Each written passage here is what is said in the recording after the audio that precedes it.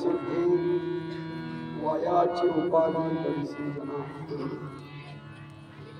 भाव बळे आकडे फिरवी नाकडे कडकडी आवडे कैसा पार्याचा रवा घेता भूमीवरी यत्न करो परी साधन कैसे ज्ञानदेव म्हणे निवृत्ती निर्गुण युधले संपूर्ण माझे हरिमुखे म्हणा हरिमुखे म्हणा पुण्याची गंगा पांडुरंगा करो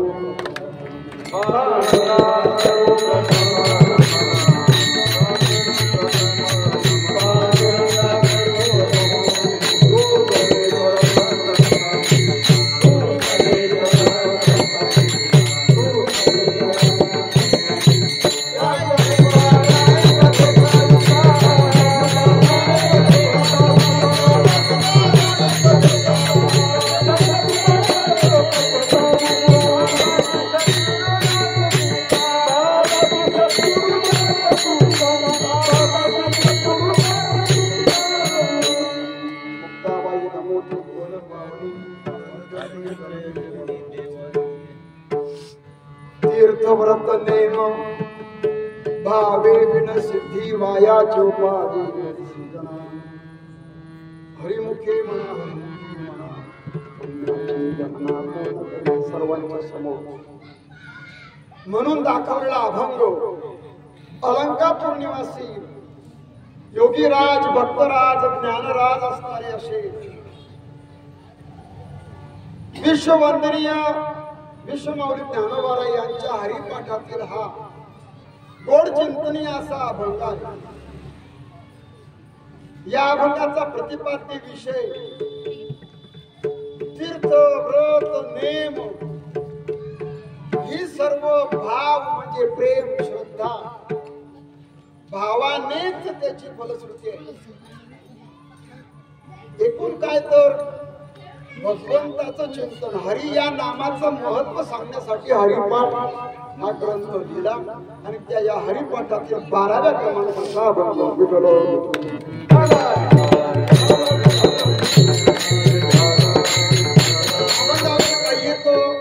विवेचन करण्यापूर्वी कीर्तन कशासाठी आहे माहित आहे सर्वांना, पण तरी सुद्धा श्री क्षेत्र पात्रशील लेटे बोलू नका.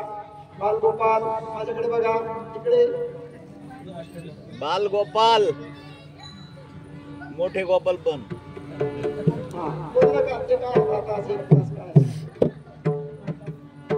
श्री क्षेत्र पात्रशेलगावहून हा दिंडी सोहळा गेल्या 40-50 वर्षापासून त्र्यंबकेश्वर श्रीगुरु निवृत्तीनाथांच्या संजीवन समाधी उत्सवाच्या निमित्त वाटचाल करीत असतो. आणि आज आपण नाशिक या क्षेत्रामध्ये विष्णुनगर नाशिक नंबर 3 आणि अशा या विष्णुनगरामध्ये ज्यांच्या दारात आपण बोलतोय अशी श्री रोशन वडिलांचं नाव वसंतराव निमसे आणि सनीभाऊ निमसे, अजून त्यांचे इतर नातेवाईक म्हणा मित्रमंडळी म्हणा या सर्व परिवाराच्या निमसे परिवाराच्या वतीने आणि या दिंडीचं स्वागत झालं. रांगोळ्या टाकून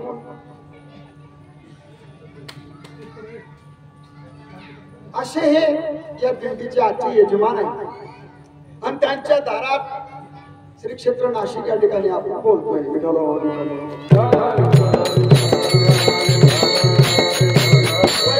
आप्पासाहेबांच्या प्रेरणेतून त्यांनी हा आरंभ केला दिंडी सोहळा आणि परिसरातील सर्व भजनी मंडळ असतील भाविक असतील जेवढे गाव आहे आजूबाजूला या सगळ्यांच्या वतीने अथक अशा प्रयत्नामधून सगळ्यांचं सहकार्य, आता एखाद्याचं नाव घेतलं तर मग आता नावच घ्यायचं नाही म्हणून सर्वांच्या अथक प्रयत्नामधून सहकार्यामधून हा दिंडी सोहळा अव्याहतपणे अखंडपणे चालतोय. हा जो विना दिला गेला वैकुंठवासी अनिल महाराज मराठे पारोडेकर बाबांच्या आणि हातून त्यांना विना मिळाला आणि ती परंपरा त्यांनी आज तागात टिकवलेली आहे. त्यांच्या पश्चामध्ये त्यांचेही वंशज आहेत आणि असा दिंडी सोहळा या ठिकाणी आला. आजचे वाटचालीचं कीर्तन काय बोलावं म्हणून ज्यांच्यासाठी आपण चाललोय तीर्थयात्रा का करायच्या तीर्थाबद्दल व्रताबद्दल नेमाबद्दल बोलावा असं मला वाटलं आणि म्हणून आपण हरिपाठाला घेतलं. विठोबा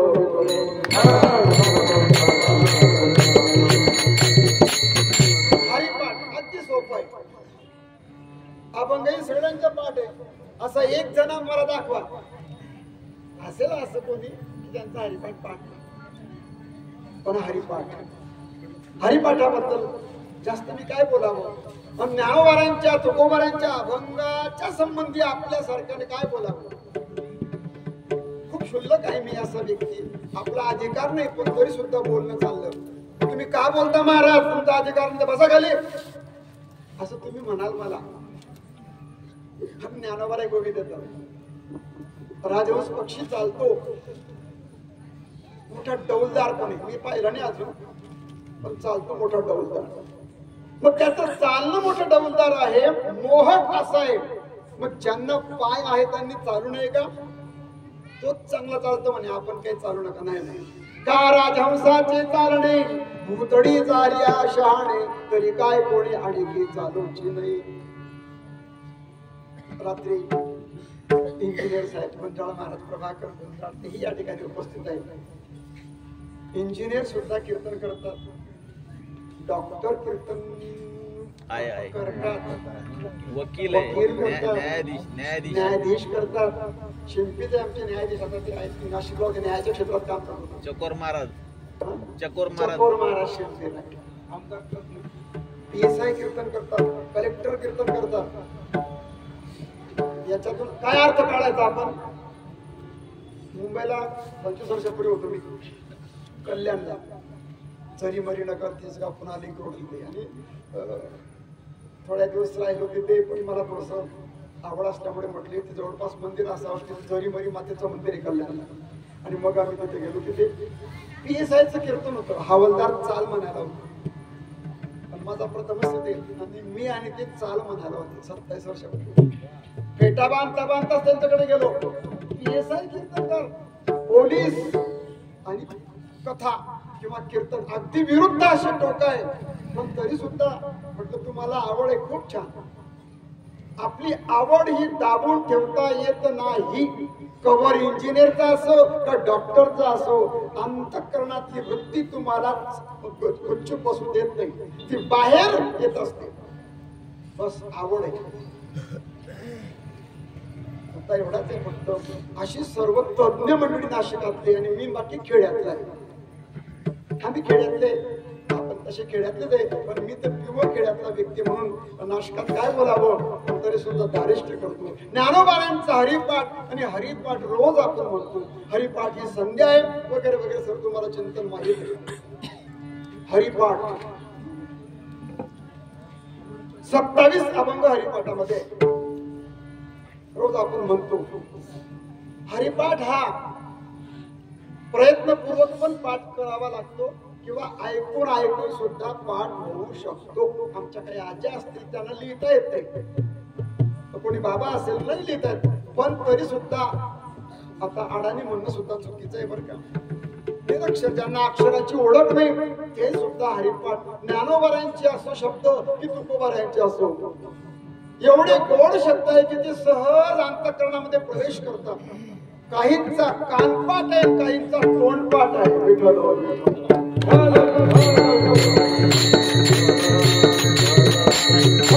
हरिपाठ हा तोंडपाठ पण होतो आणि कानपाठ पण होतो आणि प्रयत्नाने सुद्धा पाठ करावा लागतो. पण हरिपाठ फार मोठा चक्रव्यूह बरं का.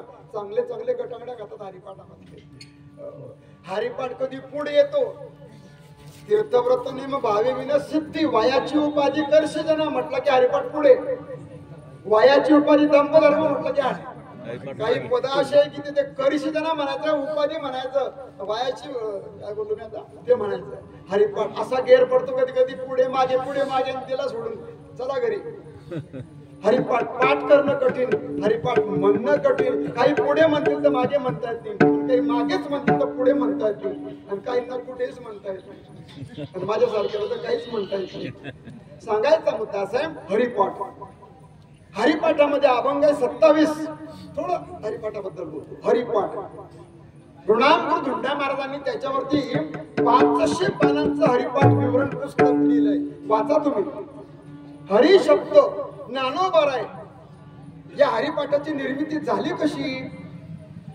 विश्वमौली ज्ञानोबारांच्या जीवनामध्ये अनंत घटना घडल्या. 1,00,000 वर्ष जगल्यावर जेवढं कृत्य होणार नाही, कर्तव्य आपण करू शकणार नाही, तेवढं ज्ञानोबार आहे. 21 वर्ष 3 महिने 5 दिवस एवढं ज्ञानोबारांचं संजीवन समाधीला बसतानाचं वय होतं. 21 वर्ष 3 महिने 5 दिवस एवढ्या कमी आयुष्यामध्ये ज्ञानोबा आहे. एवढी महान क्रांती करतात, एवढं कर्तव्य करतात की जगात आजपर्यंत एवढं कोणीही करू शकलेलं नाही.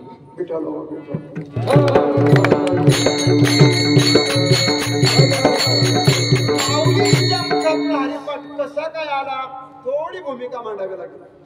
अभंगाची भूमिका मांडणं खूप महत्वाचं असतं. अभंग अधांतरी असतात. कधी कधी गीता सांगणं सोपं आहे. गीतेवरचे श्लोक आहे, श्लोकाची क्रमांक आहे, श्लोकावरच्या ज्ञानोबारांचं भाष्य आहे, ओवी त्यात श्लोक त्याचा अन्वय. आणि ओवी जर समजली नाही तर मग मामासाहेबांनी वारकरी शिक्षण संस्थेची जी मामासाहेबांची जी ज्ञानेश्वरी आहे, ओवीचा अर्थ तंतोतंत कसा करावा. आता सगळ्यात महत्वाचं असं, आज गुरुनाम असणारे वैकुंठवासी डॉक्टर किसन महाराज साखरे हे आपल्यात आज नाही, त्यांची ही ज्ञानेश्वरी आहे बरं का. खूप विद्वत्ता प्रचूर ज्ञानेश्वरीच्या ओव्यांचा अर्थ कसा काढावा. साखरे महाराज, मामासाहेब दांडेकर, सगळ्यांच्या नावाने, पण प्रत्येकांच्या ज्ञानेश्वरीमध्ये काही ना काही पाठभेद असतील, अक्षरांचे भेद आहे. ओव्या कोणाच्या 9,033 ओव्या मामासाहेबांच्या ज्ञानेश्वरीमध्ये, काही 37 आहे, कोणाच्या 36 आहे, कोणाच्या 26 आहे. 10,000 सुद्धा ओव्यांचा ग्रंथ आहे. हा पाठभेद खूप सूक्ष्म असेल. आपण जर वाचायचे असेल तर एक तर तुम्ही साखरे महाराजांची वाचू शकता किंवा मामासाहेबांची प्रमाणित ज्ञानेश्वरी वाचावी लागेल.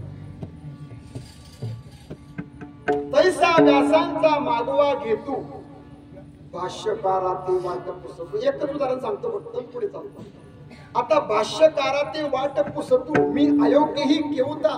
ज्ञानोबा म्हणतात की मी माझ्या अगोदर जे भाष्यकार झाले, जे आचार्य झाले, त्यांची वाट, ते ज्या दिशेने गेले त्यांच्या मागे मी चालत आलो.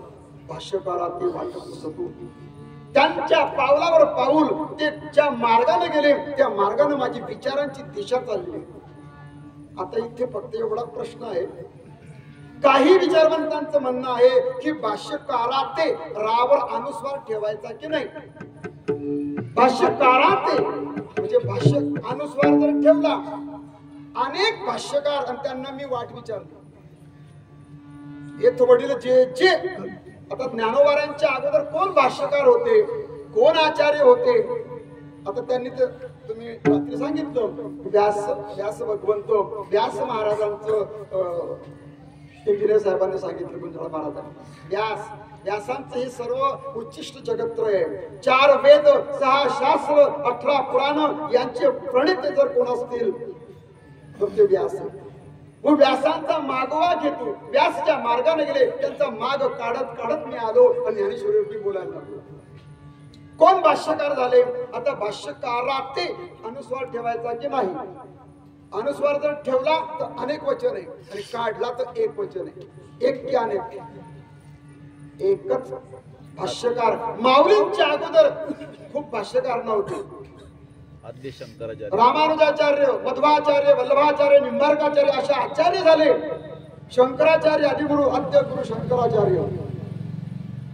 पण आचार्य म्हटलं की फक्त शंकराचार्य. मग आचार्यांची वाट पाहिली, व्यासांचा मागोवा घेतला, पण भाष्यकाराते अनुस्वार काढावा लागेल.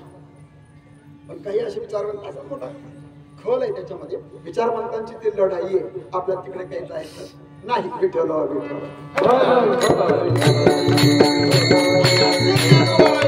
बोलला भिंत चालली ज्ञानेश्वरी अमृतानुभव बरोच झालं. आणि माऊली आपल्या एक अवस्था आहे माणसाची. 60-70च्या वयाच्या व्यक्तींनी बरं का, आता इथे 60 वर येतात, मी पण 60 मध्ये, पण 60 बुद्धी माझी अजून नाट्य झालेली नाही की मन आता चूक ठरते. वयोमान वाढत चाललं लोकांचं. 75चे माणसं सुद्धा लाज होता बरं का अजून. सरांची बॉडी बघा. बॉडी म्हणजे व्यायाम, परिश्रम, धावणे, पडणे, प्राणायाम, ध्यान, धारणा. डॉक्टर साहेब आजही ध्यान आहे, धारणा आहे. प्रत्येकाने थोडंफार नाक थोडं दाबत जा. हे दोन्ही एकदा दाबू नका. प्राणायाम करा. श्वासाची गती आहे. महाराज गायन करणारा श्वास जेव्हा आपण आलाप घेतो ना, हा श्वासाचीच क्रिया आहे सगळी ती. सगळ्या प्रकारचे योग गायनामधून होत असतात. गायन सुद्धा एक प्रकारचा प्राणायामच आहे. सकाळी काकडा म्हणतात, बाबा आपले चिंदा बाबा आहेत, दृष्टी नाहीये पण काय पाठ आहे आमच्या त्या आजी. बरेच असे की साठे महाराज आहे, सगळी मंडळी, सगळ्या मालिका पाठ आहे. काय सुंदर काकडा आहे. मुद्दा काय झाला, गायनाने सुद्धा अनेक प्रकारचे श्वासाचे विकार कमी होतात. असो मग ज्ञानोबा आपल्या अवस्थेमध्ये बसले आणि मागे वळून पाहिलं. प्रत्येकाने 60, 65, 70च्या लोकांनी मागे वळून पाहायचं. याला सिंहावलोकन असं म्हणतात. जीवनामध्ये आम्ही काय केलं, कोणते कर्म आमच्याकडून झाले, मी काय केलं जीवनामध्ये, चांगलं काय केलं, वाईट काय केलं, दोन याद्या करायच्या. चांगल्या कामाची यादी मोठी असेल तर जीवन जगल्याचं सार्थक आहे, आणि वाईट कामाची मोठी लिस्ट असेल तर अजून चांगलं करावं लागणार आहे. याला अकाउंटच्या भाषेमध्ये बॅलन्स शीट टॅली असं म्हणतात. जमा किती, खर्च किती, अंतर तफावत पडत असेल तर तफावतचा अंक लिहावा लागत असतो. निरंक ठेवावं लागत नाही. तफावत फिगर टाकल्याशिवाय अकाउंट मध्ये बॅलन्स शीट टॅली होत नाही. आपल्याही जीवनाचं बॅलन्स शीट आहे. ज्ञानोबा बसले आणि माऊली विचार करतात. मी या विश्वामधल्या, मी जेव्हा आलो या विश्वामध्ये तेव्हाची स्थिती काय होती, लोकांची स्थिती काय, विचाराची बैठक काय, धर्म, कर्म, कांड, उपासना काय चाललं होतं. संस्कृत लोप पावले. तिरे संस्कृताची गहन तोडून या मराठी शब्द सोपाने रचली धर्मनिधाने श्री ज्ञानदेवी. माऊली विचार करतात. मी गीतेचं ज्ञान कडी कुलपातलं बाहेर काढलं, साहित्याच्या खाणी उघडवल्या. ही मराठीची नगरी ब्रह्मविद्येचा काढू करी, घेणे देणे सुखाची वरी होऊ देई या जगा. आनंदाचे आभार आम्ही मांडलो. अन्न छत्र जसं असतं ना, अन्न छत्र वेगळं आणि पंक्ती वेगळ्या बरं का. आता तुम्ही प्रयागला जर गेलात ना, कुंभमेळ्यामध्ये मोठमोठे साधू, आता ही नगरीच श्री संत जनार्दन महाराजांची नगरी. असा संप्रदाय नाथ संप्रदाय आहे. नाथ संप्रदाय, दत्त संप्रदाय, वारकरी संप्रदाय, सर्व संप्रदायांचा अंतर्भाव नाशिक नगरीमध्ये आहे. विठ्ठल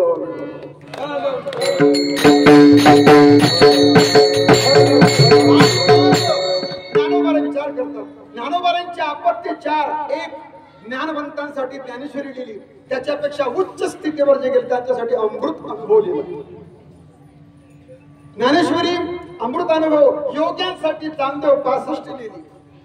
3 झाले. आणि मग या 3 मध्ये कोण, एक 5% लोकांचं काम झालं. फक्त 5 ते 10%, 80%, 90% समाज, या आम समाजाला, सर्वसाधारण व्यक्तीसाठी मी काय केलं. प्रपंच करणारे किती आहे, सगळेच प्रापंचिक आहे. इथे शेंडी सुद्धा दिसत नाही आमची, एवढे आम्ही प्रपंचात आहे. आमच्याकडे वेळ कमी आहे. नाशिक जिल्ह्यामध्ये तर खूपच वेळ कमी, चांदवड मनमाड मध्ये तर खूप वेळ कमी. अहो कांदे सोडून आलो आम्ही. मी काही जास्त बोलणार नाही, दादांनी सांगितलं रात्री.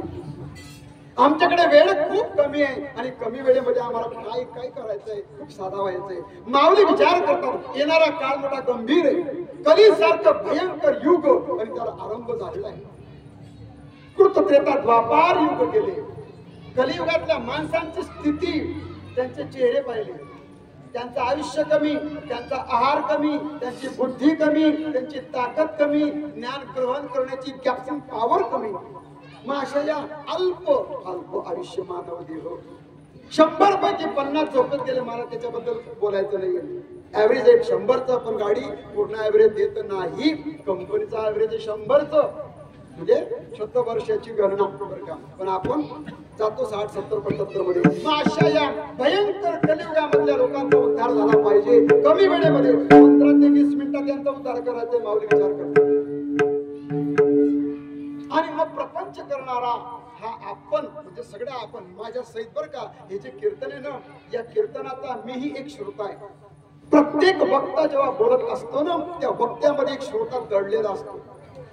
तो त्याला सुद्धा ऐकत असतो आणि तुम्ही सुद्धा त्याला ऐकत असतो.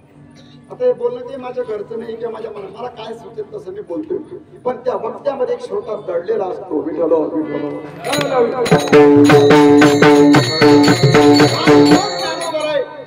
प्रपंच करणाऱ्या संसारिक जीवाकडे पाहतात आणि यांच्याबद्दल करुणा दया भाव आला. आपली मोठी करुणा ज्ञानोबा आहे. का आई असते, आईला 4 मुलं आहेत. एक डॉक्टर आहे, एक इंजिनियर आहे, एक काय असेल दादांचं हॉटेल आहे, कोणाचा उद्योग आहे, व्यापार आहे, कोणी शेतीत आहे. पण एक असा लहान आहे, तो काही जास्त शिकला नाही. पण त्याची कडकड, त्याची करुणा आईला येत असते.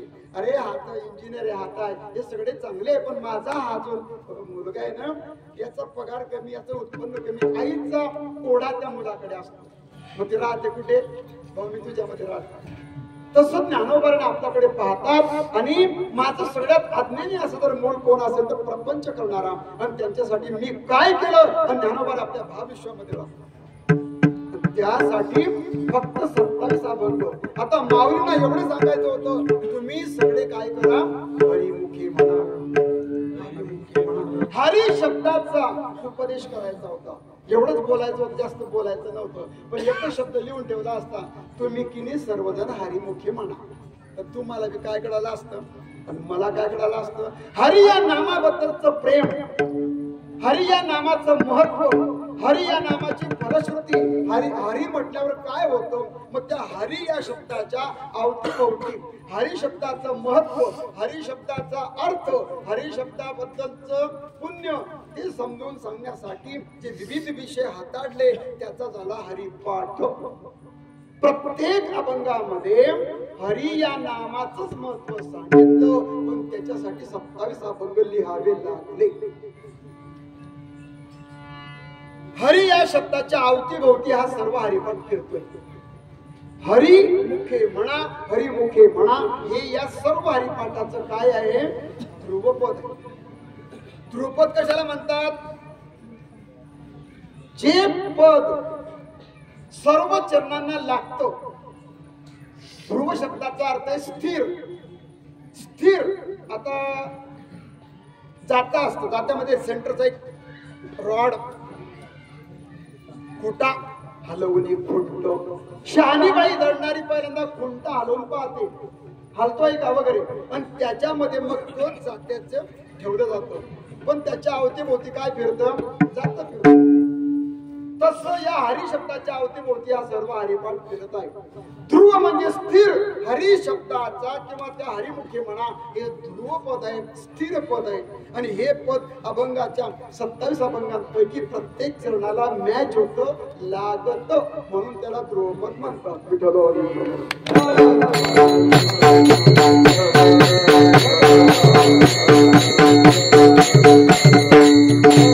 हरिपाठामध्ये अभंग किती? 27. अभंग, या सगळ्या अभंगाचे चरण किती? रोज आम्ही हरिपाठ म्हणतोय. मोजलेने म्हणे महाराजांनी. आमचे दादा म्हणत होते, आम्ही म्हणत होते. म्हणता म्हणता आम्ही पुढे गेले. आमचे पंच म्हणत होते, मग आजोबाने म्हटलं, आजोबाने मग बाप म्हणालाय, बापाचं मग आम्ही आलो. आता आमचे पोरं म्हणताय. आम्हाला काय करायचंय, किती का चरण असे ना, चाललाय पण करावं आपण, मोजावं. आता कीर्तन करण्याला तर वाचावं लागेल काही ना काही. तुम्हाला मी काहीतरी सांगेल तर तुम्हाला काहीतरी समजेल. आता मला जर काही येत नसेल तर मी काही सांगू शकत नाही. पण मी आता प्रभाकर नाव माझं आहे, वकील इंजिनियर साहेबांचं नाव पण प्रभाकर आहे. असे 3 प्रभाकर आहेत. बाबा कुठे गेले? प्रभाकर ही कन्या रास आहे. कन्या रास ही शास्त्रीय रास आहे. कन्या राशीचे माणसं वकील होतात, इंजिनियर होतात, प्रवचनकार, कीर्तनकार, डिटेक्टिव्ह, शोध गुन्हे अन्वेषण इथे सुद्धा काम करू शकतात. म्हणजे तळापर्यंत अभ्यास करणारी ही रास आहे. शास्त्रीय रास म्हणजे कन्या रास. अभंग, सुंदर अभंग सोडवला त्यांनी. अभंग, अभंगाचं चरण, त्याचा शब्द, त्या शब्दाचा अन्वय, एका पदाचा दुसऱ्याशी संबंध काय, हो हे सर्व पाहावं लागत असतं. असो हरिपाठ, या हरिपाठाचे चरण 112 चरणांचा हरिपाठ आहे बरं का. पहिले 9 अभंग म्हटले की एक टप्पा थांबा तिथे. काय करा तिथे मग, राम कृष्ण हरी, बस हे टप्पा झालं, भजन झालं. आता पहिल्या टप्प्यामध्ये किती चरण आहे, 38. पहिला 1 ते 7 अभंग. आता सुंदर ध्यान धरायचं नाही बरं याच्यामध्ये, देवाची द्वारीपासून हरिपाठ मोजायचा, त्याचं मी सांगतो मला कारण. पहिलं 1 ते 7 अभंग 4 चरणाचे, 8वा अभंग 6 चरणाचा आहे, 9वा अभंग 4 चरणाचा आहे. 7 चोक 28 6 34, 34 4, 9वा अभंग 4 चरणाचा आहे, 38. पहिल्या 9 अभंगांच्या पहिल्या टप्प्यामध्ये 38 चरण आहे. नंतरचा जो टप्पा सुरू होतो त्रिवेणी संगमी, सगळे अभंग 4 चरणाचे, 9 चोक. दुसरा टप्पा 36 चरणाचा आहे. तिसरा टप्पा विठोबा रुक्मिणी भजन झालं की नामसंकीर्तन वैष्णवांची, इथून हे अभंग. पहिले 8 अभंग 4 चरणाचे, 9वा अभंग 6 चरणाचे, 38, 36, 38 बेरीज 112. विठोबा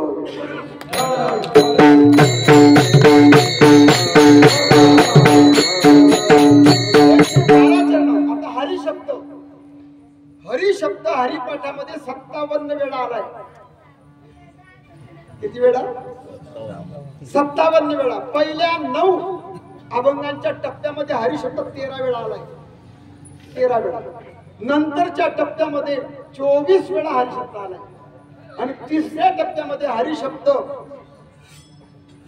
20 वेळा आलाय. आता तो 20 नाहीये, 17च वेळा. तसे त्या अभंग आणि त्या 27 अभंगांमध्ये फक्त 54 वेळा हरिशब्द आलाय.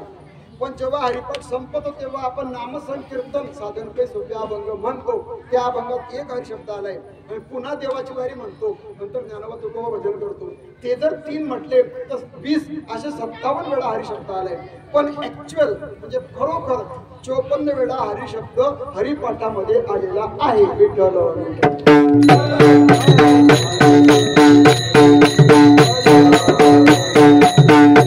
अजून एक विशेषता, हरिपाठाला सुरुवात करताना पहिला अभंग कोणता म्हणतो आपण,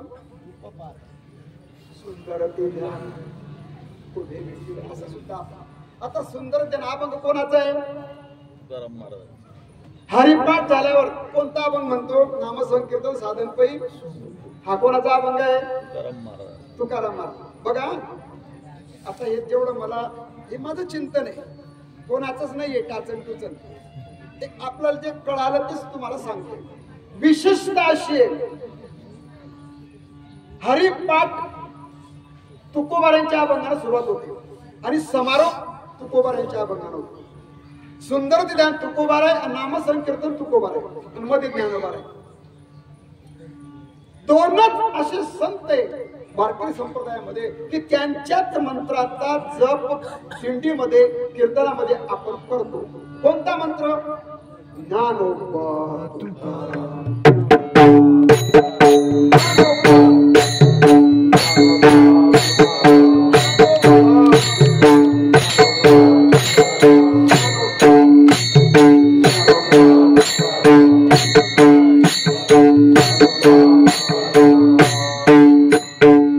असे भजन चालतं.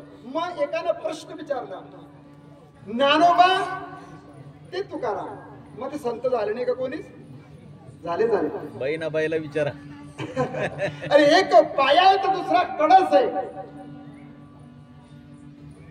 या 2 संतांच्या मध्ये अंतर 400 वर्षाचं आहे. 1200 मध्ये ज्ञानोबा आहे आणि 1600 मध्ये तुकोबा आहे. 400 वर्षामध्ये संत भरपूर झाले, पण या 2 संतांच्या या दोन संतांच्या मंत्रामध्ये जो अंतर्भाव झाला किंवा जे नाम घेतलं होतं ते दोनच संतांचं. पण या दोन संतांच्या मध्ये जेवढे संत झाले त्या सर्व संतांच्या नामाचा अंतर्भाव समावेश होतो. आणि म्हणून वारकरी संप्रदायाचा महामंत्र जर कोणता असेल तर तो ज्ञानोबा तुकोबा.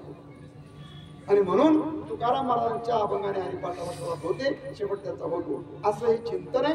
पण या हरी शब्द, आता हरी शब्दाची मोठी टिंगल लोक करतात. हरी हरी तुमच्याकडे काय म्हणतात माहित नाही, बरच उपहास करतात लोक. एकच उदाहरण झालं, एक अर्ध्या सेकंदामध्ये दिंडीची तयारी झाली.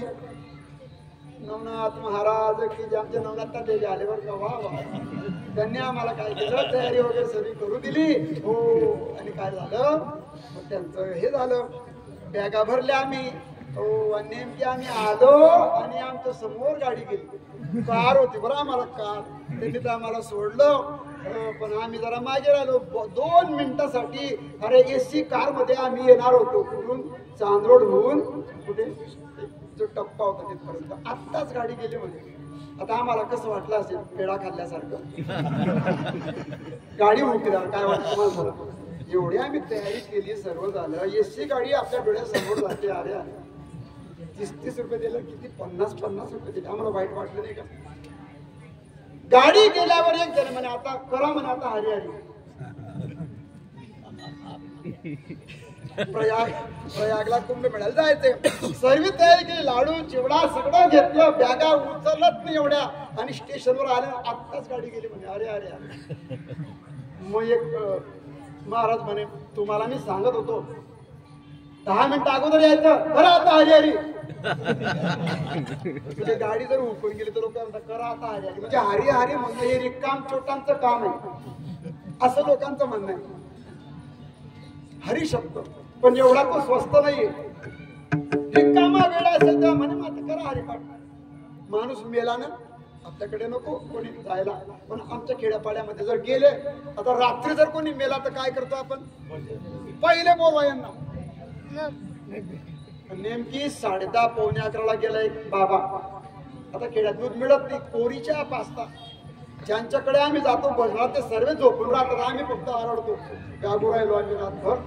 कोरीच्या 3दा पालती. सांगायचा मुद्दा काय, वेळ जात नाही यांचा म्हणून आम्हाला बोलवतात. हरी म्हणा, हरी हरी करा, देवाचं नाव घ्या. पण जे माळकरी असते ना त्यांचंच भजन करावं असं वाटतं. विठ्ठल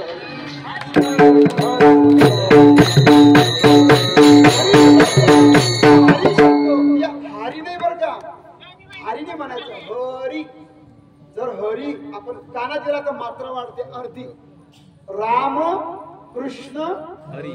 हरी म्हटलं की स्वर अधिक व्यंजन त्याची एक मात्रा होत असते बरं का.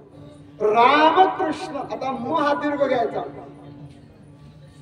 आता माझा एवढा बोलण्याचा अधिकार नाहीये, पण गुरुवर्य संदीपान महाराज एकादशीला त्यांचं कीर्तन असतं, मधुर भावाचं चिंतन करतात. एकादशीच्या दिवशी सकाळी धुंडा महाराजांच्या नंतर ते गेल्यानंतर त्यांचंच कीर्तन गेले 30-40 वर्षापासून.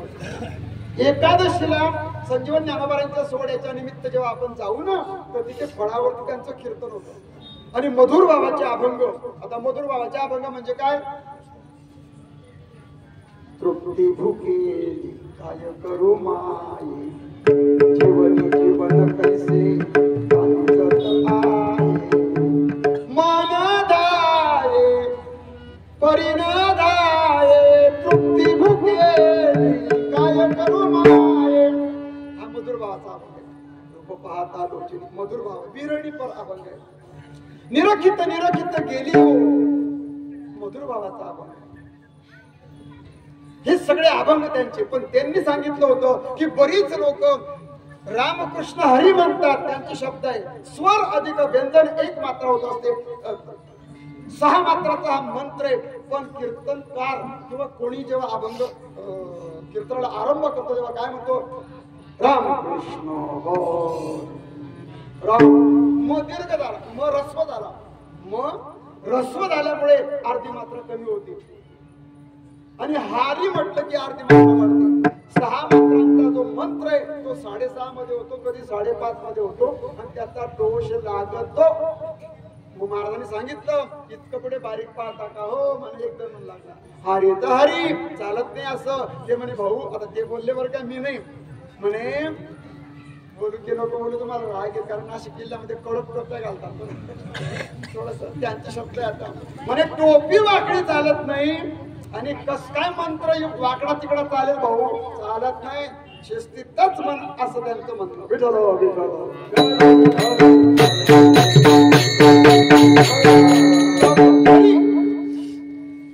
हरी शब्दामध्ये र नावाचा धातू आहे कोणता धातू आहे र म्हणजे हरण करणे जो हरिमुखे म्हणा हरी हरी हरी म्हणेल ना त्याचं दुःख हरण होतं त्याची श्रम हरण होता त्याचं दारिद्र्य दैन्य फक्त हरीचं चिंतन हरी हरी हरी हरी तुम्ही म्हणारे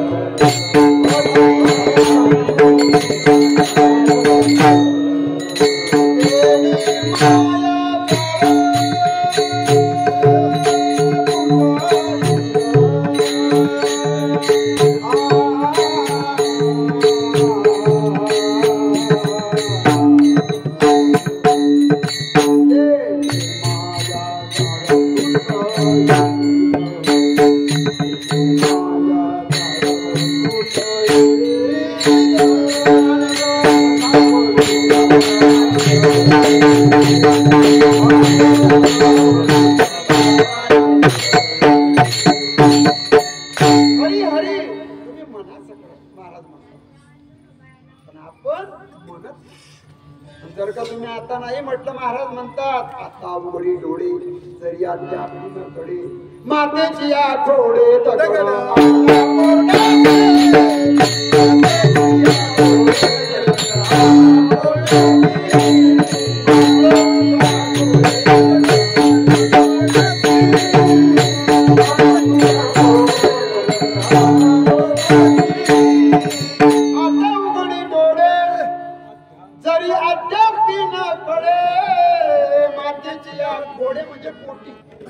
दगड आला का तू काय तुला कळत महाराज संतापले महाराज ज्ञानोबाला कधी संतापत नाही ते सुद्धा संतापले आता पृथ्वीवरील पाषाण माझी भक्ती विण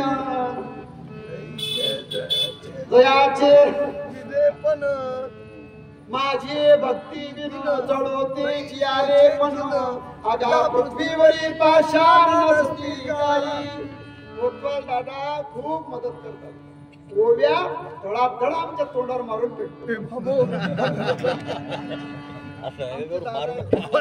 केंद्रीय महाराज आहे मारून फेकतात म्हणजे सांगतात सगळे विचारवंत सगळे मोठे मोठे लोक आहेत सगळ्यांची कोणाची ज्ञानेश्वरी पाठ आहे कोणाचा काकडा पाठ आहे कोणाचा विचार सागर आहे दादांचे ज्ञानेश्वरी सगळे असे आणि अशा या खूप विद्वान श्रोतेच्या समोर माझ्यासारख्याचं हे बोलणे मला खूप आनंद वाटतो तुमचे अवधान आहे तुम्ही म्हणा एवढे अरे किती सुंदर श्रोता चांगला मिळणं हे सुद्धा खूप भाग्य असतं त्या वक्त्याचं काय चाललं माझी भक्ती मिळणं त्याच्या जीवनात भक्ती नाही हरी नाही हरीचं चिंतन नाही माऊली म्हणतात जडवते जियाले पण काय त्या जीवनाला अर्थ आहे माऊली इतके कधी रागवत नाही बरोबर पण आईचं रागवणं पण प्रेमातच जमा असतं आई मारते बाळाला पण तिच्या मारण्यात पण प्रेम महाराजांनी रात्री सांगितलं लेकराचे हित आहे माऊलीचे ऐसी कडवड्याची जाती लाभ नाही लोभ नाही कोणतंच या मुलापासून मिळावं असं तिला वाटत नाही पण पोटात संपवल्यापासून तर शेवटचा श्वास निघेपर्यंत तुमच्या कडकडीची करुणेची चिंता करा देह ठेवते ना ती तरी माझ्या वामनला बोलवा माझ्या अंबादासला बोलवा आमच्या जिल्ह्याला बोलवा नाव घेते की नाही आपल्या मुलाबाळांचं भाऊ तू कुठे रामकृष्ण ये लवकर नाव कशी ठेवायची चांगली नावं ठेवायची आपल्या बाळाला तो 60 वर्षाचा झाला का 80 वर्षाचा तरी पाहत पाहत देह ठेवते ही आई करते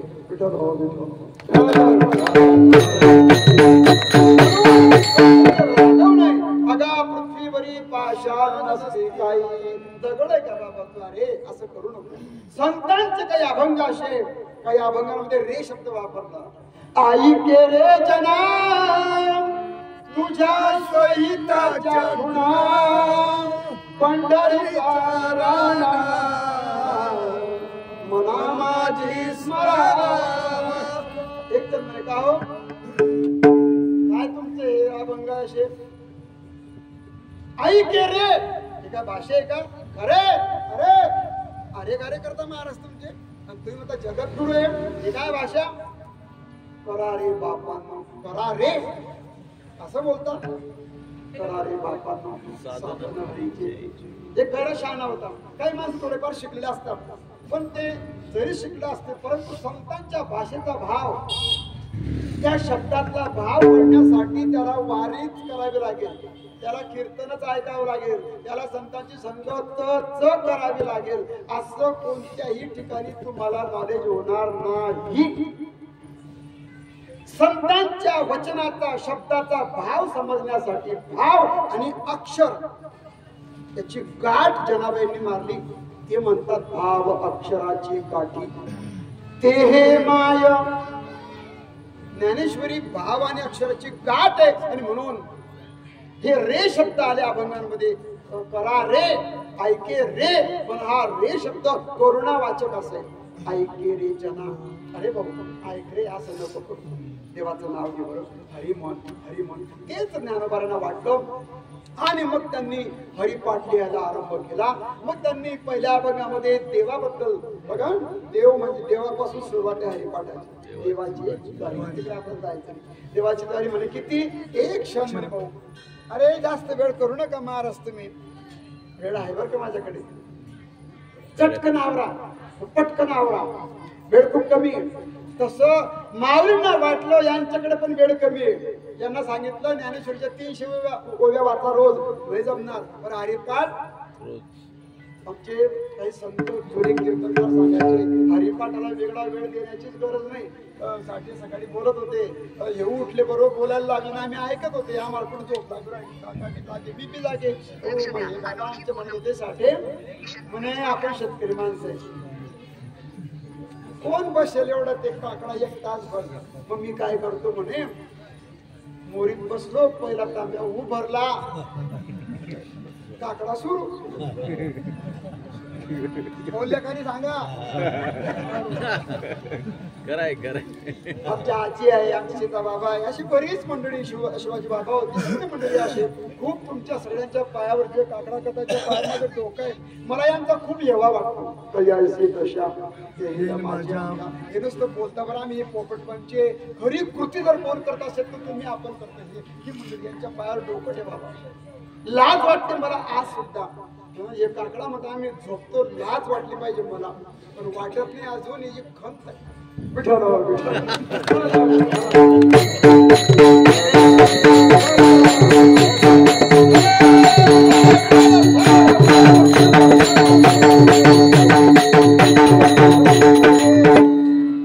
देवाची द्वारी क्षणभर.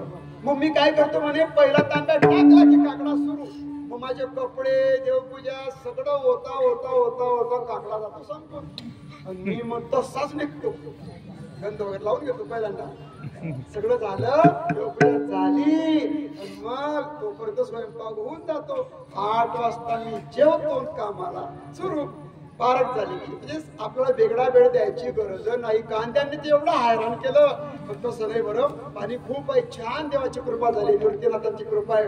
वेळ म्हणे आमच्याकडे. मग ठीक आहे, पहिला तांब्या सुरू झाला की कोणी हरिपाठ म्हणतो तर कोणी काकडा म्हणतो. महाराज म्हणतात भाऊ जास्त वेळ नको, 1 क्षणभर. मग याला बरं वाटतं. देवाची द्वारी भाषण बरी, परिणाम तेने मुक्तीचारी झाली.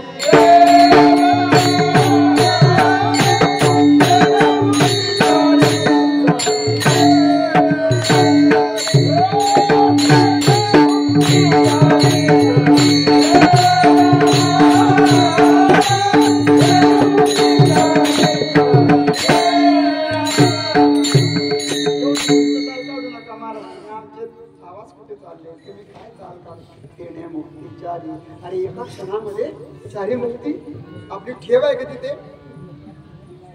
माऊलींनी काय केलंय आपल्याला माहितीये का? चॉकलेट दिली, चॉकलेट. चॉकलेटचा घडतोय दिसते आम्ही. देवाची द्वारे नऊ क्षण बरी, एका क्षणामध्ये चारी मुक्ती. आपली बापाची ठेव आहे का तिथे? असा प्रश्न पडतो बघ. एका क्षणात चारी मुक्ती. मुक्ती म्हणजे बुंदी नाही. सलोकता, स्वरूपता, समीपता, साहित्यता एवढ्या मुक्त्या एका क्षणामध्ये पटत नाही महाराज मला हे. पण हे कोण म्हणलं असं? नाळोबाराने आपली ताकद आहे का बोलायची? माऊलीने आपल्या हातात चॉकलेट दिली, चॉकलेट. डेअरी मिल्क आहे ती पण 40 रुपये चॉकलेट देऊन टाकली. एवढी बार मिळतो डेअरी मिल्कचा. तुम्ही खाल्ले का महाराज? अजिबात आवडत नाही मला ती. खाऊ पण नका. मी पाहिल्या बरोबर मला ते कसं होतं. पेढा का त्याच्यापेक्षा कलाकंद का, काजू कतली का? मुद्दा काय झाला? चॉकलेट दिली, चॉकलेट. तेच ज्ञानोबा आहे. शेवटी काय म्हणतात? रिकामा अर्धगडी हो माऊली. इकडे काय बोलता? इकडे काय बोलता? ओ औषध द्यावया चाडविले बाळा. छोटस बाळा औषध घेत नाही. आता तो 4 महिन्याचा असेल ना, त्याचं नाक दाबते, तो तोंड उघडतो, लगेच चमचा घालते आणि तोंडत्याने किडलं की नाक उघडते. तिला फक्त औषध या भाऊच्या पोटात गेलं पाहिजे, एवढंच पाहिजे. हा माझा चांगला झाला पाहिजे बाप. तसं सांगितलं आपल्याला. एक क्षणाचं काम आहे. एक क्षण फक्त. बरोबर बरोबर. हे चालता चालता बोलता बोलता बोलता बोलता आले तर हा पहिला टप्पा झाला, 10वा अभंग झाला, 11वा झाला, मग 12व्या अभंगापर्यंत. मग त्यांनी तीर्थाचं महत्व सांगायला सुरुवात. का तीर्थयात्रा करायच्या? कोणते व्रत? अरे बाबा, आता सगळे नामाचे अधिकारी नाहीये. कोणी तीर्थयात्रा करण्याचे अधिकारी, कोणी कर्माचे अधिकारी, कोणी उपासनेचे अधिकारी, कोणी जपाची, यज्ञाची, या सगळ्या अधिकाऱ्यांचा विचार केला आणि माऊलींना वाटलं तुम्ही तीर्थ व्रताबद्दल, तीर्थाबद्दल, नेमाबद्दल, तुम्ही कोणी तीर्थयात्रा करतोय, कोणी व्रत करतोय, कोणी नेम करतोय, या सगळ्यांना उद्देशून म्हणतात तुम्ही जर हे करत असाल, याच्यामध्ये जर तुम्ही अटकत असाल तर ही तुम्हाला उपाधी लागू शकते. अभंगाचं पहिलं चरण.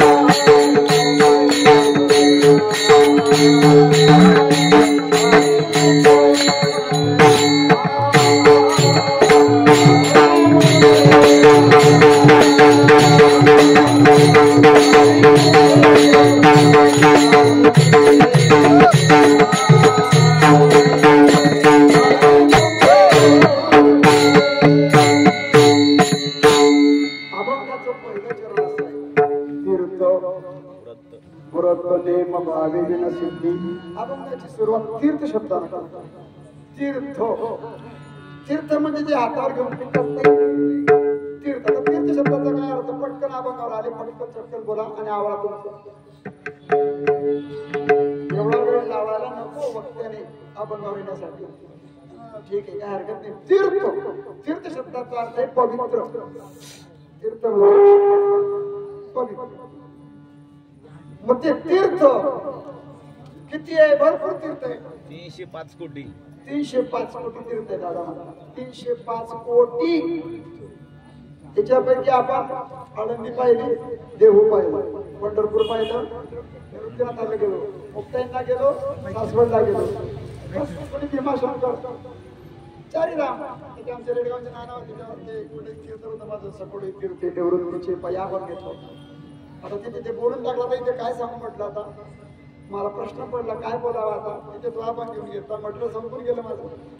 तीर्थ सकोडही तीर्थे निवृत्तीचे, सकोडही तीर्थे निवृत्तीचे, तेथे बुडी देई माझे म्हणा. तीर्थ शब्दाचा अर्थ आहे पवित्र. मी बोललो तिथे तीर्थ, पण तीर्थ किती? एवढे तीर्थ आहे, परंतु त्याच्यातले मोजके तीर्थ 108 आहे. आणि आपल्या गळ्यात मणी जे आहेत ना, तुळशीच्या मणी 108 आहे. पण ज्यांच्या गळ्यामध्ये तुळशीची माळ आहे त्यांनी जर आंघोळ केली माळ घातल्यावर, तर रोज त्यांना 108 तीर्थांचं स्नान होतं असा संकेत आहे. अज्ञात ज्ञात 108 तीर्थ. मग त्या तीर्थांचं वर्णन महाभारताच्या वनपर्वामध्ये आलं, पद्मपुराणामध्ये आलं. अनेक असे पुराण आहे की त्याच्यामध्ये तीर्थांचं महत्व आहे. आता काही भूमीवरची तीर्थ आहे, भौम तीर्थ याला म्हणतात. त्याला कोणते तीर्थ म्हणतात? भौम तीर्थ. काही मानस तीर्थ आहे. आता काही वाचिक आणि मानसिक. रात्री बरेच वक्ते सांगतात की वारीमध्ये चालताना तिन्ही प्रकारचे तप होतात आहे. तीर्थ काशी, गया, प्रयाग इथे नद्या आहेत.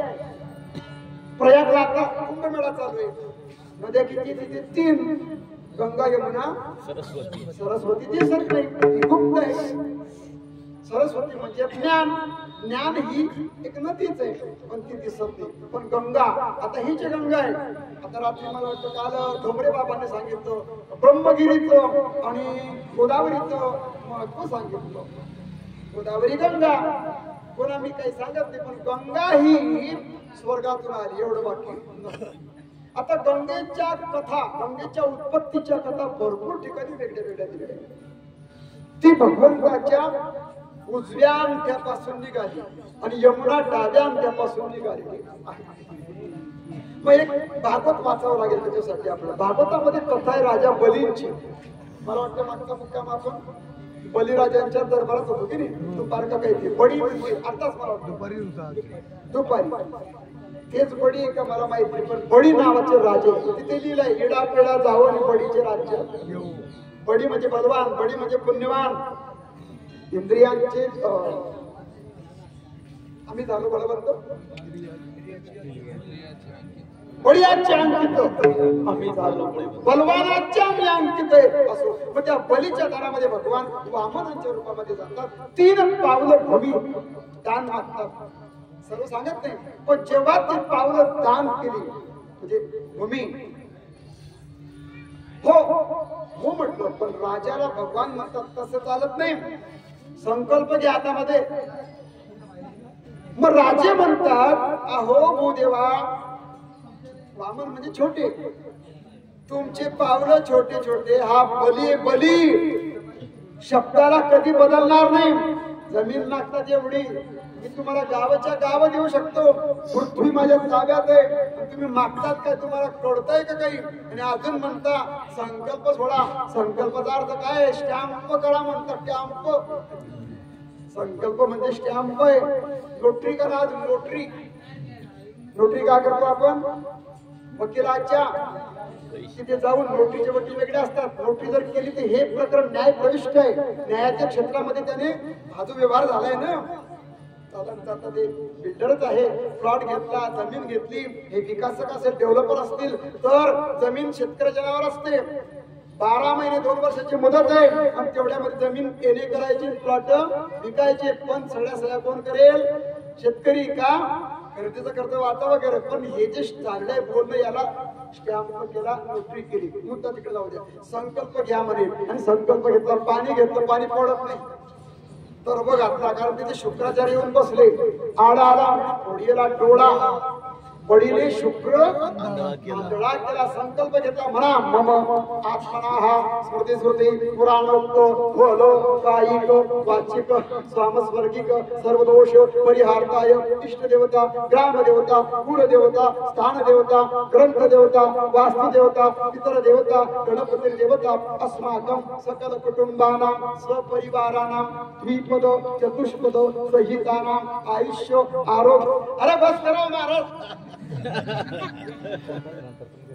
आणि मग संकल्प सोडला संकल्प एवढा मालगाडी एवढा आणि गुळाचा खडा ठेवला होता एवढा गुळाचा खडा घ्या 1.25 रुपये घ्या मला एवढं सगळं करून द्या द्विपद 2 पायाचे सुखी ठेव 4 पायाचे बी सुखी ठेव चतुष्पद आयुष्य आरोग्य सर्व द्या मला तसं संकल्प सोडला पाणी पडत नाही आणि ते चारित्र पाणी पडलं आणि बस भगवंतानं आपलं रूप वाढवलं एवढं वाढवलं तर ते बली असे पाहत मान वरती हो आणि मग पाय आता तो पाय ठेवला होता त्या पायाने पृथ्वी व्यापून टाकली आणि तो पाय चालला ना वरती किती नेऊ आता आणि गेला तो स्वर्ग लोकापर्यंत गेला ब्रह्म लोकापर्यंत गेला तो पाय स्वर्ग पण व्यापून टाकला तिथे ब्रह्मदेव होते म्हणजे एवढं पाय कोणाचं आहे आणि माझ्या स्वामीचा माझ्या बापाचा पाय होतो पाय कोणाचा आहे ब्रह्मदेवाचे बाप कोण विष्णू भगवान ओबीतून निघाले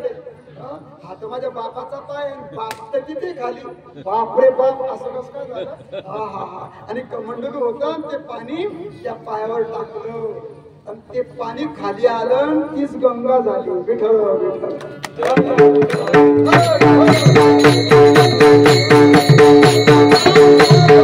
गंगा खाली आली आता गंगा अशी आली गंगोत्रीला जर तुम्ही गेला असाल ना तर तुम्ही तर गेलेच आहे म्हणा गेलेच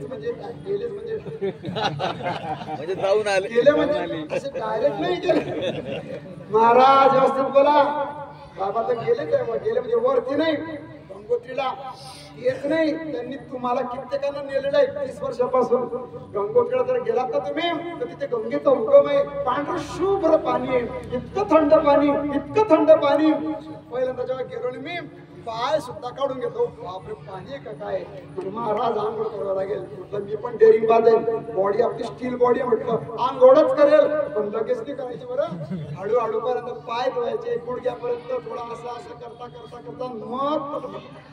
मग आपली बाई टाकते कोणी टाकतो करा महाराज गंगा सिंधू सरस्वती यमुना गोदावरी कृष्णा कावेरी सरयो महेंद्र दनया क्षिप्रा वेत्रवती महा इतकं नको बोला ना मला आवडत नाही आता म्हटलं सर या पाण्यामध्ये जर एखाद्याला मारून टाकायचं असेल एखाद्याला मारून टाकायचं त्याला इकडे घेऊन या त्याला झोपून द्या परत दाबून ठेवा फक्त जाईल 10 मिनिटांमध्ये इतकं थंड पाणी उगमाच्या ठिकाणी एवढं थंड पाणी दुधासारखी आणि गंगा सो अशी वाहत येते ना गंगेमध्ये प्रयागला जा हरिद्वारला जा गंगा अशी वाहते तिथे कठड केलाय साखळ्या टाकल्या अशा 5-7 फुटाच्या तिकडे जर गेले तुम्ही गेले साखळीच्या तिकडे जर गेले तर गेलेच समजा तुम्ही कुठे समुद्राला नाही समुद्राला कड्याच्या इकडे तर तुम्ही घरी याल तिकडे तर तो म्हणे मी झेपणारा आहे का काय जाऊ नको गेला की गेला मी डायरेक्ट मात्र शेंबात मग नावे पळंतर सुधारकडा डायरेक्ट जाईन म्हणे मी म्हटलं नको करू असं होता का जरा गंगा पण आमची चंद्रभागा आहे ना कोणालाच बुडवत नाही खूप शांत आहे संत भारती कृष्णामाई अशी गंगा पवित्र आहे मला हे म्हणायचं तीर्थ आहे आता तीर्थ काही तीर्थ आहे काही क्षेत्र आहे पंढरपूर तीर्थक्षेत्र आहे सगळे तीर्थक्षेत्र नाही काही फक्त तीर्थ आहे आणि काही फक्त क्षेत्र आहे आणि काही तीर्थबीन क्षेत्र पण आहे मग ती तीर्थ आता तुकोबाराचे काही अभंग आहे तीर्थी धोंडा पाणी देव रोकडा असं एक म्हणे काय तीर्थाचं धोंडा पाणी अरे म्हटलं तुला भाव समजत नाही आता त्या पाण्याला तिथलं पाणी आणि इथलं पाणी सारखंच आहे गंगेचं पाणी पण असती नास्ती उदकी नाशिकला आपण सकाळी जाणार का पंचवटीला आंघोळ करा तिथे काय चालतं रोज पिंडदान बाप मला न्या गंगेवर बापांनी न्यायचं त्याच्या अस्थी न्यायच्या जिवंत बापाला नाही, त्याच्या अस्थि कलश सर्व अस्थि आणायच्या नाही, दाना तिथे पोतडी भरून त्याच्या ब्राह्मणाच्या डोक्यावर असं चालत नाही, डोक्याजवळचं हाड हाताजवळ असं बरोबर त्या अस्थि काढायच्या आणि तिच्या कलशावरती मग तो खडा घागर फोडली तो पण आणा बरं का, त्याला आश्मा म्हणतात. आणि मग त्याच्यावरती प्रक्रिया झाली आणि त्या अस्थीचा कलश विसर्जित केला त्या पाण्यामध्ये. त्या अस्थींचं पाणी होतं आजही नाशकामध्ये. अस्थि नासती उदकी, इंद्रायणी आळंदीला सुद्धा तसंच आहे. मग ह्या गंगेच्या पाण्यामध्ये हे तीर्थत्व आहे म्हणून तेही पाणीच आहे, पण त्याला तीर्थत्व का आलं? एक तर तिथे देव पाहिजे, एक तर तिथे संत पाहिजे. संतांच्या सानिध्यामुळे, देवाच्या सानिध्यामुळे तिथल्या पाण्याला तीर्थत्व येतं. विठ्ठल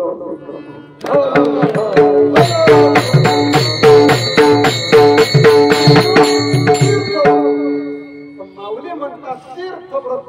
आता तीर्थ शब्दावर करून जाणार आहे, पुढे तर काही सारखं वाटत नाहीये, पण तेवढं आपण पहिलंच कडून भानगडीचा असतं आपण, बाकी सरळ अभंग चालतो तीर्थ.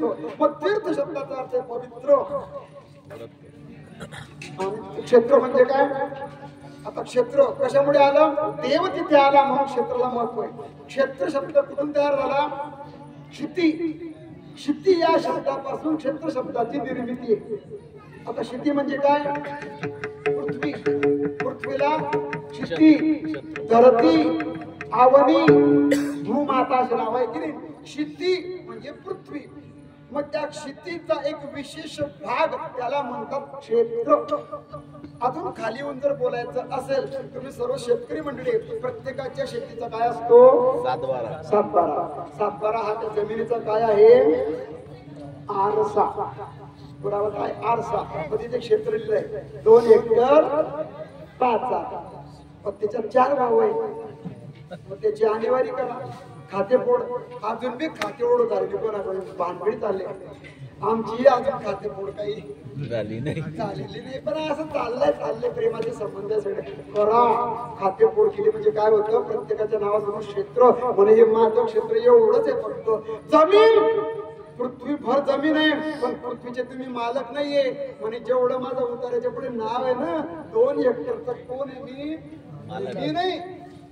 तो म्हणतो मी तेवढाच मालक आहे. क्षेत्र म्हणजे जमिनीचा तुकडा. आणि त्या क्षेत्राला आता हे झालं व्यवहारात. आता क्षेत्र शब्दाचा अर्थ काय करायचा? क्षयात त्रायते दोषः इति क्षेत्र. हा ज्या ठिकाणी गेले की पाप जातात आपले, त्याला क्षेत्र म्हणतात. ज्या तीर्थामध्ये आपण आंघोळ करतो त्याला तीर्थ म्हणतात. आणि अशी तीर्थ भूमीवरती अनेक आहे. तीच तीर्थयात्रा आपण करत चाललेलो आहे. तीर्थयात्रे सुखेचा योग आहे की नाही? आपण तीर्थ नंतर व्रत. ज्ञानोबाराय म्हणतात की तीर्थ व्रत नेम. पण व्रत किती? व्रत पण भरपूर आहे, त्याचा पण पुरावा शास्त्रामध्ये भरपूर आहे. कोणते व्रत आहे? व्यवहाराचं काही व्रत आहे? सोमवारचं काय आहे? व्रत आहे. 16 सोमवार असेल. प्रदोष काय आहे? त्या प्रदोष मध्ये पण अजून विभाग आहे. शनी प्रदोष, ओम प्रदोष. आता कोणता प्रदोष केव्हा धरायचा याचं पण शास्त्र आहे. ज्याला संतती पाहिजे असेल तर कोणताही प्रदोष धरून चालत नाही. ज्या वेळेस कधी कधी प्रदोष रविवारी येतो, कधी कधी सोमवारी येतो, कधी कधी मंगळवारी येतो, कधी कधी बुधवारी येतो, कधी कधी शुक्रवारी येतो. जेव्हा तुम्हाला संतती पाहिजे असेल तर कोणता प्रदोष कुठून पकडायचा? कोणाला लक्ष्मी पाहिजे असेल, कोणाला असाध्य रोग जावे असं वाटत असेल तर प्रदोष नावाचा व्रत करावं लागतं. प्रदोष व्रत आहे, सोमवार व्रत आहे, एकादशी व्रत. सोमवार न करती कोण यांची गती होईल व्रत. सोमवारचं रुद्र व्रत, नील व्रत, भीष्म द्वादशी व्रत, असे अनेक व्रत. आता मी काय सांगू? एकाने पिपाणी व्रत. कोणतं व्रत केलं? पिपाणी. पिपाणी म्हणजे काय? पिपाणी म्हणजे वाजवायची नाही, जुने कीर्तन काय सांगायचे. आता मला एवढं सांगता येणार नाही, मस्त बोर्ड. एका बाईने व्रत केलं, नाशिकातली नाही, ती कशी खेड्यातली बाई. त्या दिवशी पाणी प्यायचं नाही.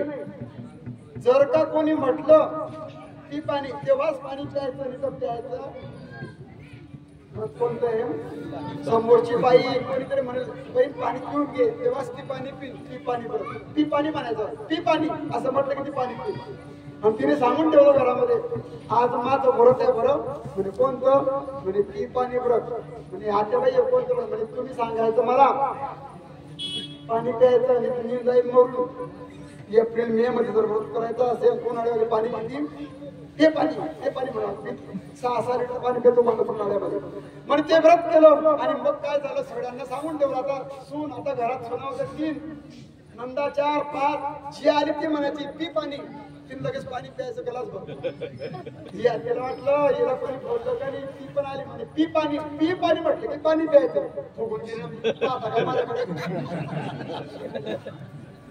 अरे एखादा व्रत आहे का काय व्रत एखादा बुधवार चालू पांढरा बुधवार हे बी व्रतच आहे एखादा उभा रविवारचं व्रत केलं उभा राहायचं फक्त हे काय व्रत आहे का असे पण हे व्रत आवडत जास्त सांगायची गरज नाही तीर्थ व्रत व्रतस्थ राहणं व्रत शब्दाचा अर्थ काय व्रतस्थ म्हणजे नियमामध्ये राहायचं एकादशी धरायची पण किती वेळा पाठ करायची राजगिरीचे लाडू पण घेतो दे मी खेळ पण आणि आमच्या मदत बोलतात राहू द्या हा माझी मस्त शबनम यांना मस्त सोपी वाटली शबनम माझी बिस्किट पुढे त्यांची राहू द्या अरे बॅग शेवटी पुढच्या टप्प्यात मी सगळे बिस्किट काढले ती बॅग सगळी ते टाकून दिले हाती ठेवते म्हटलं नको बाबा या बिस्किट आपण बिस्किट ठेवा राजगिरे ठेवा काय काय खाता असे उठले की लगेच प्याच्या काय चाललंय असे उठले की खा आज काय झालं सकाळी 7 वाजता उपमा अरे काय उपमा होता उपमा कोणती द्यावी हा प्रश्न पडला होता मला उपमा कोणती द्यावी उपमा खात होते मी कधी नाही आली करत ते 2दा उपमा घेतला आणि ते सगळे आले आता तसे यजमान असे लाईन नव्हते होते सगळे गाव निघून गेला आम्ही 2 जण कोण होते काय माहिती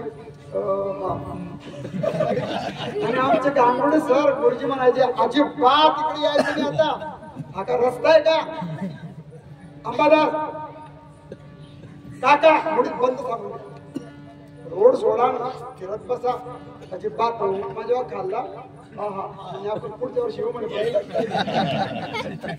2-2दा उपमा घेतला काय प्रेम होतं बघा बिस्किट आहे चहा आहे उपमा आहे उपमा काय द्यावी त्या उपम्याला आम्हाला प्रश्न पडला असा उपमा आम्ही खातोय काय खातोय काय पावभाजी काय वगैरे वगैरे असं व्रत अरे आमचं व्रत आहे एकादशीचा एवढा साबुदाणा खाल्ला अर्धा किलो असे व्रत तीर्थ व्रत केले हो म्हणे मी एकादशी धरतो मी एकादशी धरायला आवरायला घरामध्ये एकादशी धरता असेल त्याचे लय कौतुक चालतात घ्या तुमची एकादशी घ्या तुमची एकादशी 3 दिवसापासून जेवण करतो व्रत तीर्थ व्रत नेम माझा नेम आहे म्हणे मी जेवताना बोलत नाही आता तिकडे मोठा दृष्टांत पण काय सांगणार एका जावयाला असा होता मौन करत होतं जेवण करताना बोलत पहिल्यांदा सासरवाडीला गेला आता त्याने सांगितलं पाहिजे होतं सासूबाईला माझं मौन आहे आणि मग काय जावया आता आमचा भैया झालं तर पहिल्यांदा कुटकुल्या होता एवढ्या कुटकुल्या होता गेला सासूबाई आणि सासूबाईला एवढा आवडतो जावई हा प्राणी सगळ्यात जर कोण आवडत असेल सासूबाईला जावाई जावई शब्दाचा जो वाया गेलाय जो कधीही संतुष्ट होत नाही तो त्यातही आधीच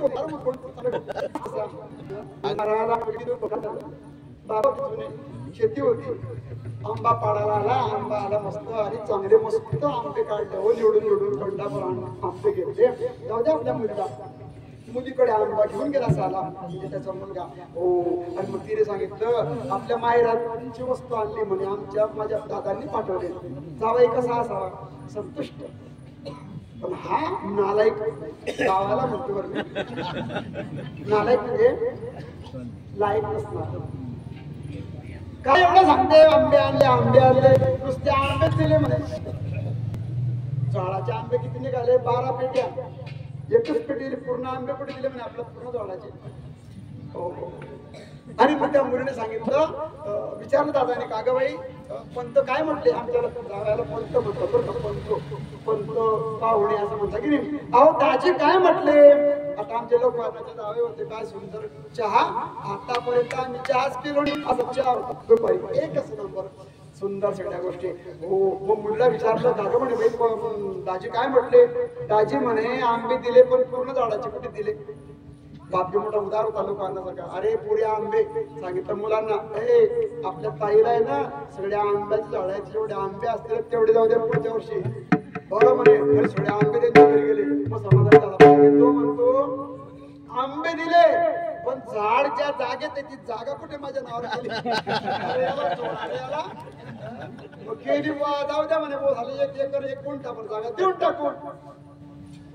म्हणजे क्षेत्र किती? 22 एकरचा गट आहे. तो पुरा गट कुठं नावावर केला?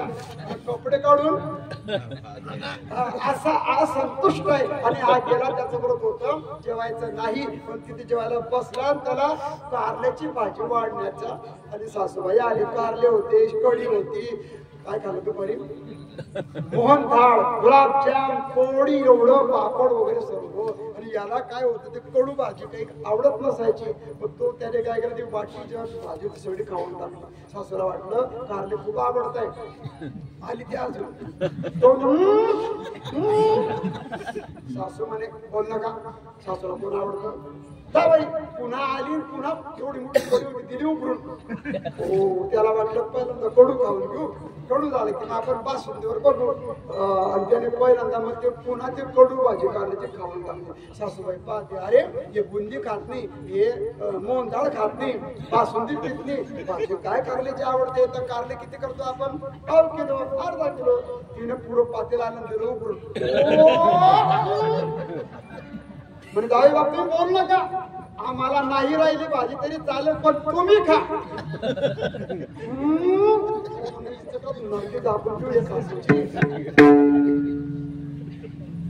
तुम्ही बोलूच नका. मी बोलत नाही पण तू टाकू नको.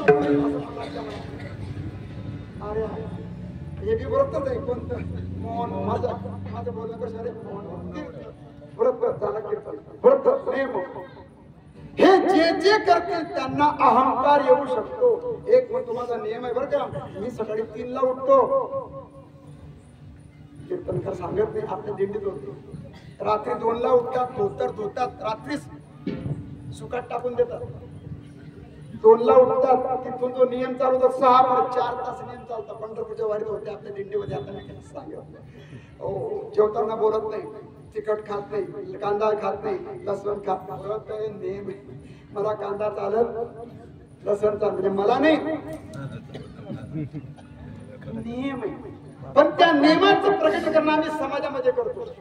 समाजात जर फिरायचं असेल तर कमीत कमी नियम करावे असं मला वाटतं. आपल्यामुळे कोणालाही त्रास होऊ नये.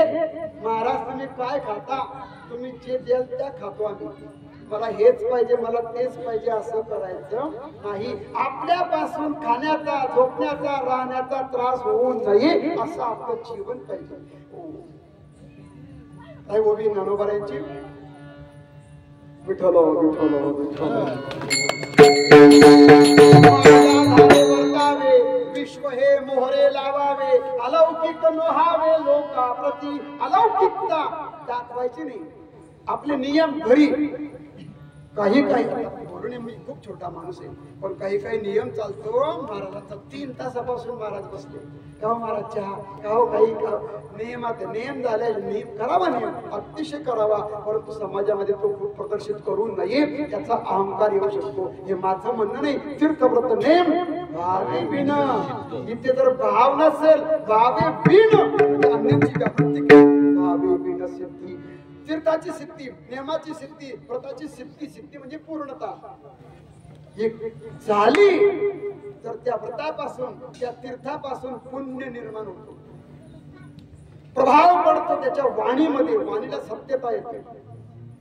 तुमच्या पायावर, आपल्या पायावर लोक आपले पाय धुतात बरं का.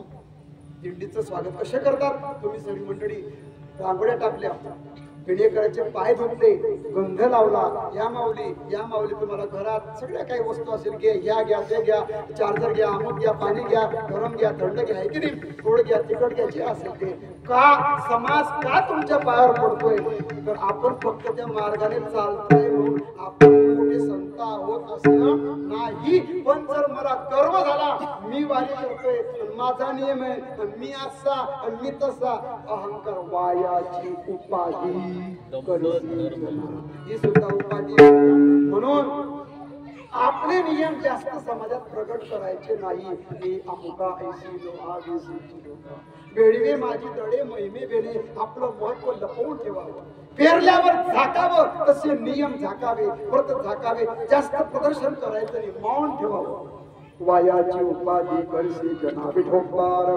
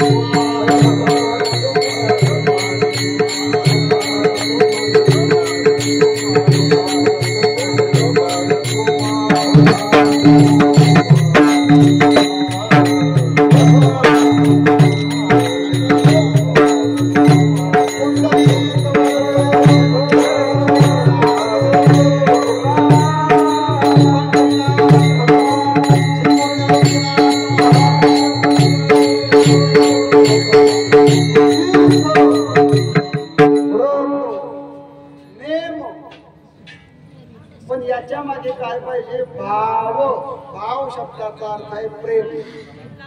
भाव, प्रेम, श्रद्धा, जिव्हाळा, आत्मीयता.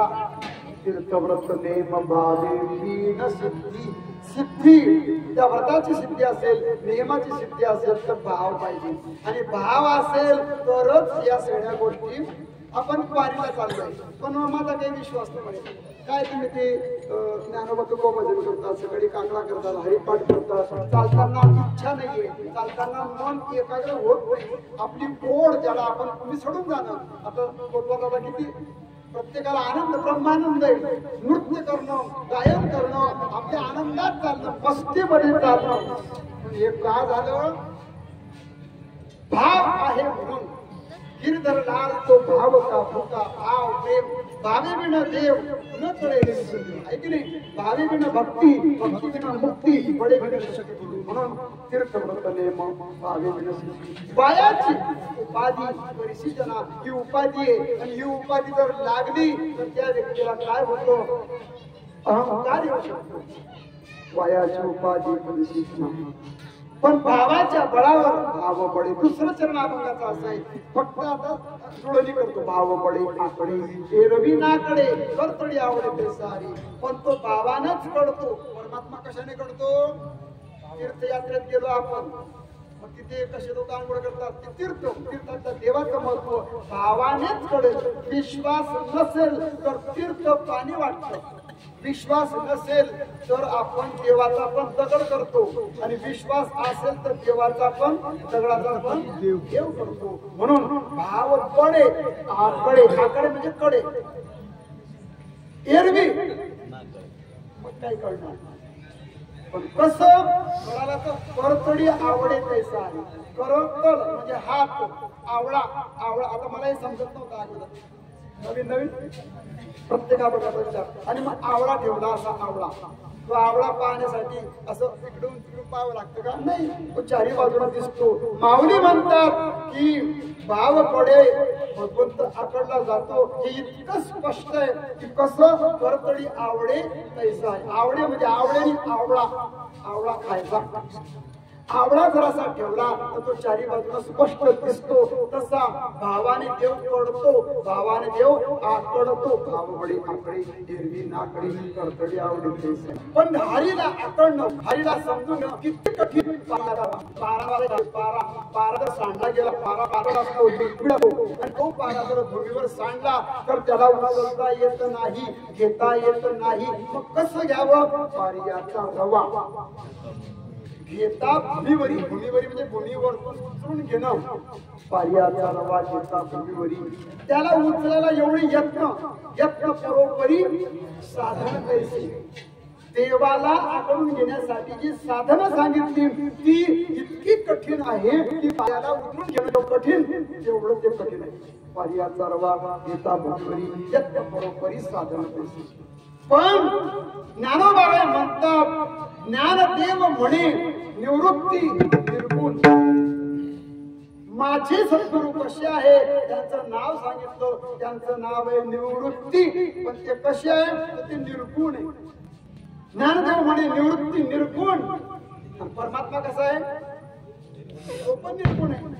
माझे गुरु पण निर्गुण आहे. म्हणजेच काय, परमात्मा जसा आहे तसा माझे गुरु ज्ञानदेव म्हणे. आता आपण स्वतः नाही, पुढे आपण बघू. ज्ञानदेव म्हणे निवृत्ती निर्गुण. काय केलं त्यांनी? माझ्या हातामध्ये कोणा दिलं? देवाला दिलं. नवे मला देव केलं. ज्ञानेश्वर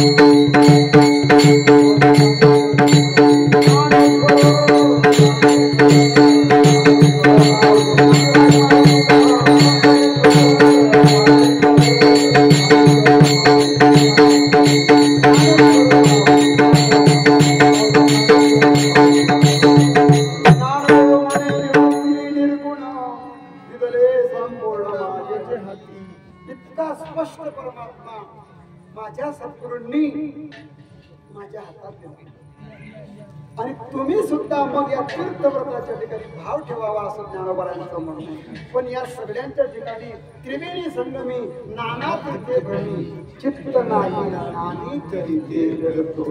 म्हणजे परमात्मा एक शंका व्यक्त करतो आणि थांबतो. आता ती शंका अशी, नामधारक त्याला कोणत्याच तीर्थाला जायची गरज नाही. बघा, कारण देवाचं नावच पवित्र आहे. देवाचं नाव तीर्थपणे सगळं काही येतो. बैसरिया ठाया आसरी व्यापी देवराया. मग नामधारकाला तीर्थात जायची गरज नाही. आणि जे नामधारक नाही ते तीर्थात गेले तरी शुद्ध होत नाही. भाव नसेल तर ते शुद्ध होत नाही. मग या ठिकाणी तीर्थांना व्यर्थत्व येऊ शकतो. पण तीर्थ नामधारकाजवळ जातो बरं का. कारण जशी गंगा आली तेव्हा भगीरथाला सांगितलं म्हणे माझ्यामध्ये लोक आंघोळ करतील, मग मी अपवित्र होईल. मग माझ्या शुद्धीसाठी काय करायचं? म्हणे तू संत येतील तुझ्यामध्ये आंघोळ करतील. ज्ञानोबाला यात्रा करतात. ज्ञानोबाला नामदार ज्यांनी आंघोळ करावी. निवृत्तीनाथांच्या चरणामुळे काय झालं? तीर्थ पवित्र झाले. म्हणून सगळे तीर्थे निवृत्तीचे पायी माझे म्हणा. असो हे सर्व तीर्थत्व या साधू संतांच्या पदस्पर्शाने ही तीर्थ पावन झाली. तीर्थी पूर्वंती तीर्थाने. आणि अशा या संतांचं आपण चिंतन केलं तरी सुद्धा आपण पवित्र होऊ शकतो. घेता सज्जनांची नावे पुण्यवंत व्हावे घेता सज्जनांची नावे. असा हा सर्व प्रकार सांगितला. ज्ञानोबरायांच्या या अभंगाचा भाव खूप विस्तारपणे आपण काही सांगू शकलो नाही, पण या ठिकाणी थांबावंच लागणार आहे. 1 तासाची वेळ होती, 1 तास 10 मिनिटं झालेले आहे. त्या ठिकाणी आपण थांबूया. श्री क्षेत्र पाथरशेंडे त्र्यंबकेश्वराचा दिंडी सोहळा आणि ते वाटचालीचं कीर्तन झालेली सेवा या ठिकाणी समाप्त करतो. काय नाव आहे यांचं? निमसे परिवाराचेही सर्व दिंडीच्या व्यवस्थापकांच्या वतीने खूप खूप अभिनंदन आभार व्यक्त करतो. अगदी सुंदर प्रकारचं भोजन आहे तयार, ते आपण करावं, थोडे लावून झोपावं. जय विठ्ठल.